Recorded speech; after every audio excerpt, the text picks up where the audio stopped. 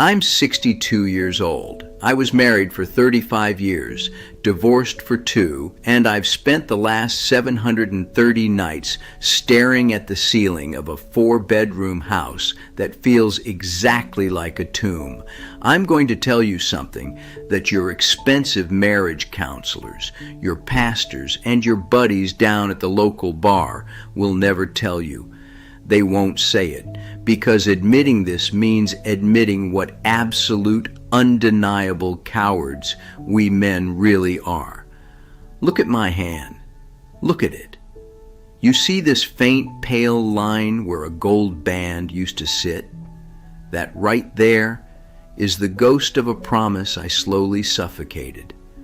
I didn't kill my marriage with another woman. I didn't destroy it with gambling debts or a sudden explosive betrayal. I killed it with 1,000 tiny cuts. On a random Tuesday morning, when the smell of Folger's coffee and the soft sound of her slippers on the hardwood floor just became white noise. I killed it the day her tired eyes stopped being a place I wanted to rest and started being just another obstacle I had to look past to catch the football game. Do not scroll away from this. Sit down, pay attention, because what I am about to confess to you is the brutal, ugly reason men actually stop loving their wives. And if you are a man in your 40s or 50s watching this on your phone right now, God help you, because you are probably making this exact same fatal mistake tonight. Let me take you back to 1998. I was 36 years old. I was climbing the ladder at a logistics firm, fighting tooth and nail for every promotion. We had just moved into a nice colonial house in the suburbs, the absolute picture of the American dream. But inside that house, a silent rot was setting in. Every evening at 6:30, I would pull my Ford Explorer into the driveway, and instead of going inside to the woman who swore to spend her life with me, I would sit in the car for 10 minutes, gripping the steering wheel, listening to the engine tick, watching the dashboard clock. I dreaded walking through my own front door. Not because I didn't love her, but because I was so drained by the world outside, I had nothing left to give her. I'd walk in. The house would smell like roasted chicken and the lemon pine soles she used on the floors. She would be standing by the kitchen island. She'd turn, wipe her hands on a dish towel, and look at me with eyes begging for connection. "How was your day, honey?" she'd ask. And what did I do? I gave her a heavy sigh, a half nod. I didn't even look at her face. I dropped my briefcase like it was an anchor, grabbed a cold Miller Lite from the fridge, and walked straight past her to sink into my leather recliner. I grabbed the remote, turned on ESPN, and shut her out. I didn't notice she had put on the blue sundress I used to compliment. I didn't notice her shoulders slump when my back was turned. I told myself, I worked a brutal 12-hour shift.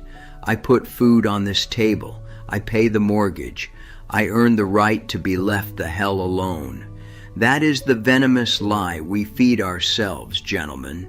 The great American provider myth.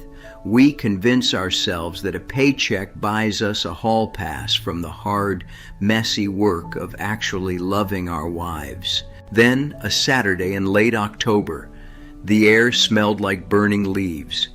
She was in the backyard, kneeling in the dirt, planting hydrangeas. Her hands were muddy.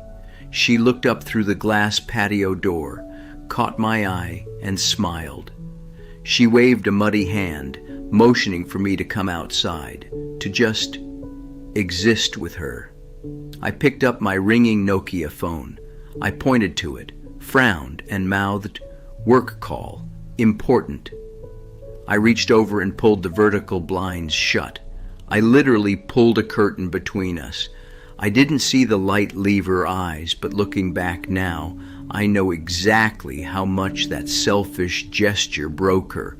But the memory that forces me awake in a cold sweat at 3 a.m., it was our 10th anniversary year. I woke up in the dead of night. The digital clock glowed red. 2:14 a.m. The bed beside me was empty. I heard a sound from the master bathroom, a soft, agonizingly quiet weeping.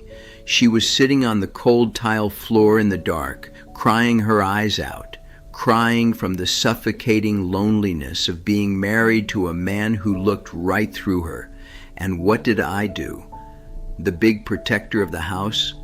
Did I go sit on that cold floor, wrap my arms around her, and ask for forgiveness? No. I rolled over. I pulled the comforter up. I closed my eyes, and I pretended to be asleep, because my ego was too fragile and I was too much of a coward to face the damage I was causing. I told myself, she'll be fine by morning. I don't have the energy to fix this tonight. I didn't know it then, but that was the exact moment the rope snapped. That was the night she stopped loving me. She didn't pack her bags the next morning. She stayed for 25 more years, but her heart, it packed its bags and walked out the door that night, while I lay there in the dark, pretending to sleep. Fast forward 25 years, I'm 62 now. The mortgage on that beautiful colonial house paid off. The promotions I bled for, I got them all. I made vice president. I got the corner office, the stock options, the gold Rolex. But let me tell you what my Tuesday evenings look like today. There is no Ford Explorer in the driveway anymore, just a quiet German luxury sedan. And when I unlock the front door, there is no smell of roasted chicken. There is no woman standing by the island. There is only the low mechanical hum of the refrigerator. The air is stale. It's the kind of silence that doesn't bring peace. It's the kind of silence that rings in your ears until it makes you sick. I take off my coat. I loosen my silk tie. And I walk into a gourmet kitchen I spent $80,000 remodeling just to pull a frozen Marie Callender's lasagna out of the freezer. I listen to the microwave hum for 4 minutes. I don't even bother setting the dining table. It seats 10 people, but it hasn't seen a dinner plate in 2 years. I stand over the sink, eating food that tastes like wet cardboard, watching the headlights of cars passing by outside. After dinner, I sit in this exact chair. I pull out my smartphone. I open the text thread with my daughter. She's 30 now, married, has a life of her own. I type a message. Hey kiddo, saw a vintage Mustang today. Made me think of you. Hope work is good. I hit send. I watch the little word pop up. Delivered. A minute later, it changes to read. And then, nothing. 10 minutes go by. An hour. 2 hours. Not a reply. Not even a thumbs up emoji. And the bitter pill to swallow? I can't even be angry at her. I have no right to be. Because I spent her entire childhood teaching her that a man's presence in a home is optional. I trained my family to function perfectly without me. And my ex-wife? I saw her a few months ago at our grandson's birthday. She looked vibrant. She looked alive in a way she never did when she lived under my roof, because she was no longer drowning in the heavy, suffocating shadow of my indifference. The divorce papers we signed 2 years ago, that wasn't a sudden explosion. That was just the coroner's report. It was the final autopsy of a love I had starved to death decades ago. I used to beg for silence when I came home. Just give me 5 minutes of peace, I'd tell her. Just leave me the hell alone. Well, the universe has a violently sick sense of humor, gentlemen, because I got exactly what I asked for. I am completely, utterly, and terrifyingly left alone. Why do we do it? Why do smart, capable men who can run entire companies, build houses from the ground up, and lead troops into battle fail so miserably at keeping one woman's heart alive? I'll tell you exactly why. It's a three-letter word that has destroyed more homes than any hurricane or financial collapse in human history. EGO, your ego. We men, we are wired to conquer. We treat marriage like a real estate transaction. We put in the hard work during the courtship. We bring the flowers. We listen to her dreams. We secure the ring. And we say, I do.